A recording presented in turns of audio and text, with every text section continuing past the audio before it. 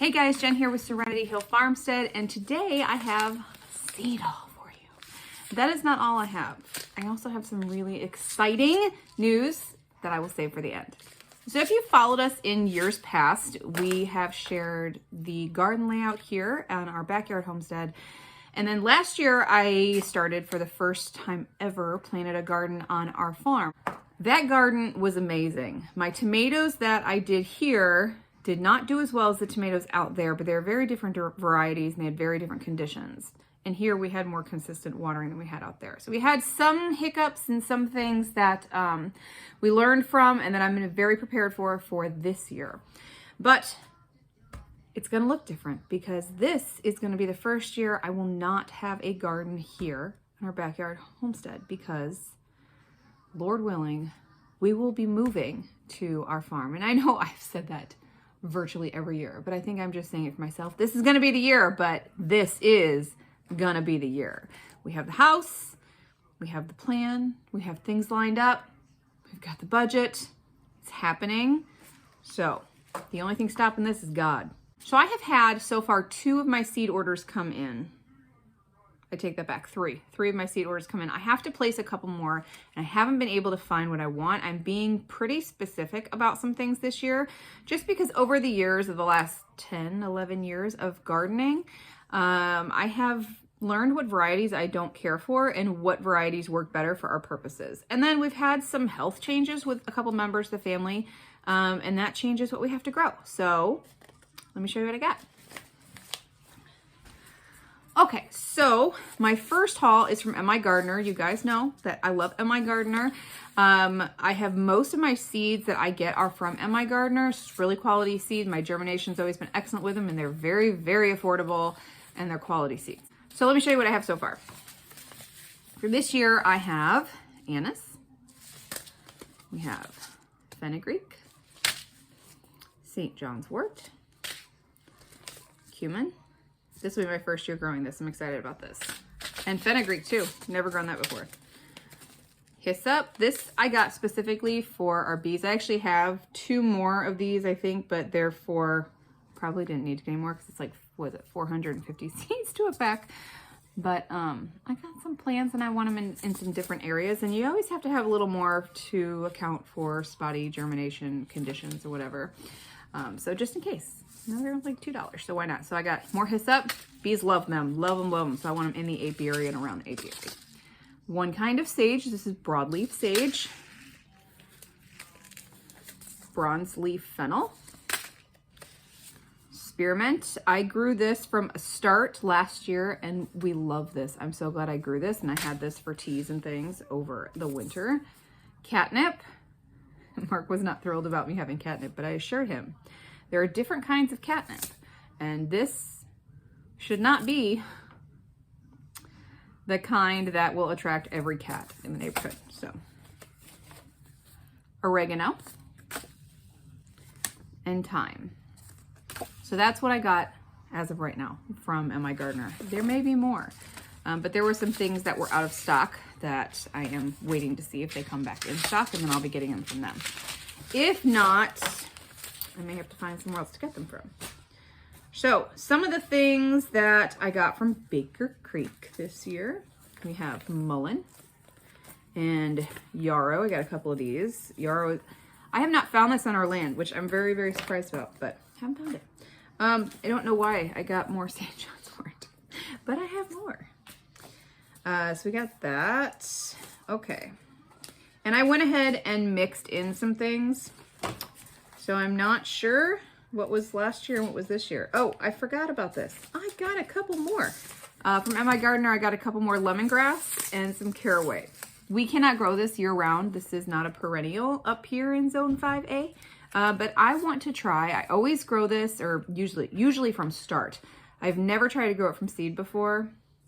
I take that back. I think it was 2 years ago I tried and failed. So we're gonna try again. I usually just grow this over the summer. This is great. This and what is that other plant?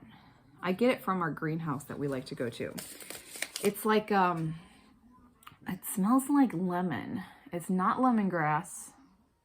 Oh my goodness. I will have to let you guys know what it is because I love this plant and it keeps the mosquitoes and the flies and the ants and things away. I put both lemongrass and that other plant on my stoop every year. It works beautifully to keep all those little annoyances away from our stoop. And then caraway I got.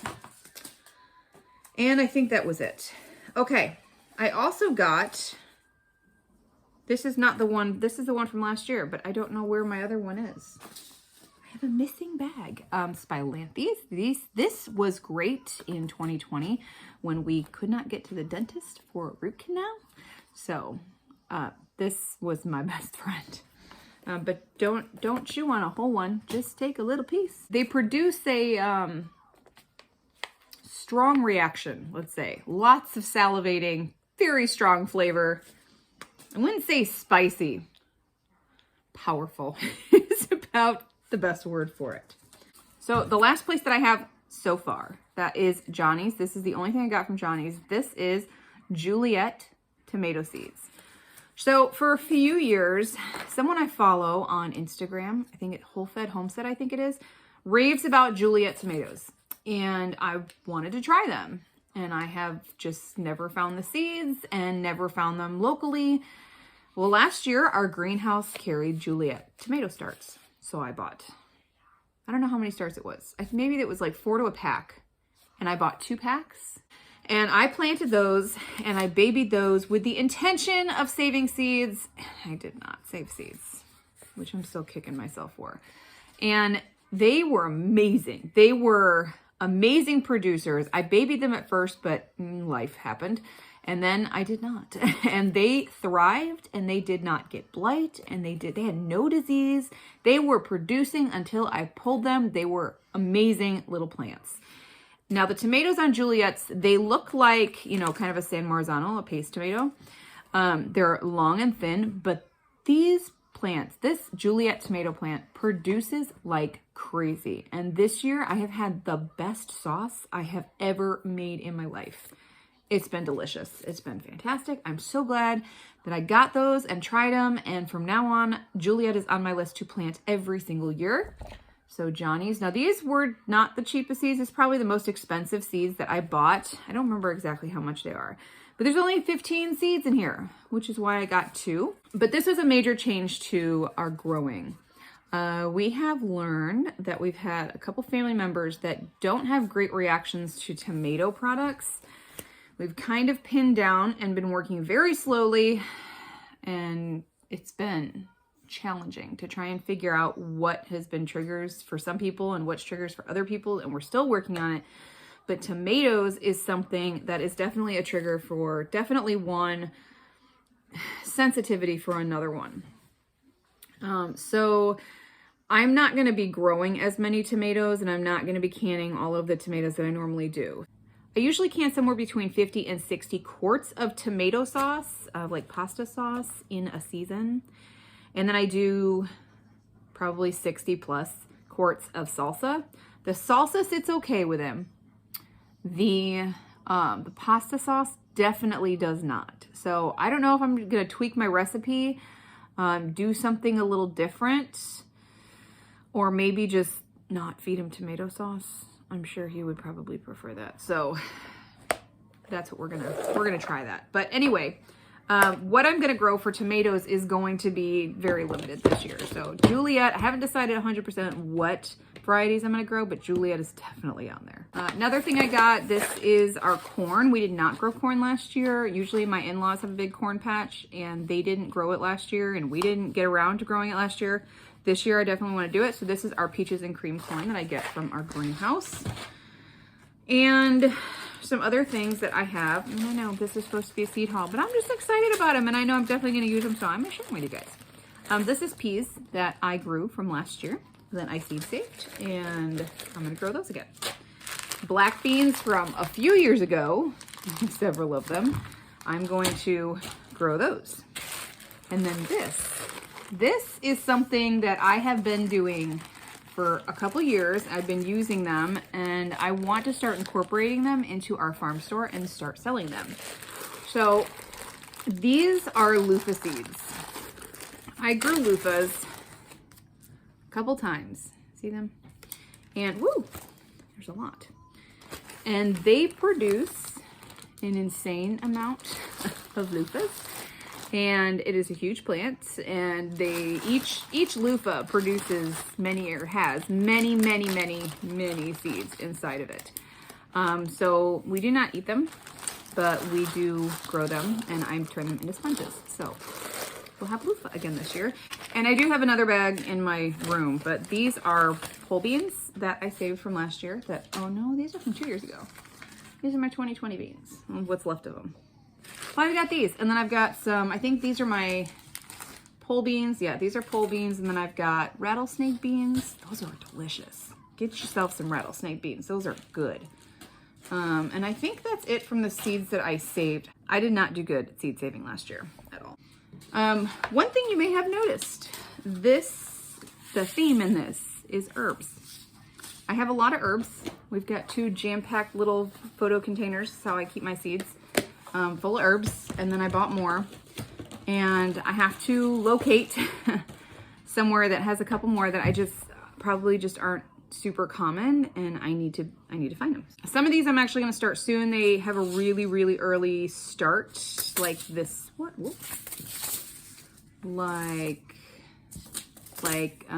Hyssop is like 8 to 10 weeks before your last frost. So some of these we got to start soon, and then a couple of them, like lavender, needs stratification. So we're gonna get those set up and put into the refrigerator so they can cold stratify. So the exciting news. Like I said, a lot of these are herbs. Our farm is not going to be just a place, an awesome place for us to live and grow our food and raise our children.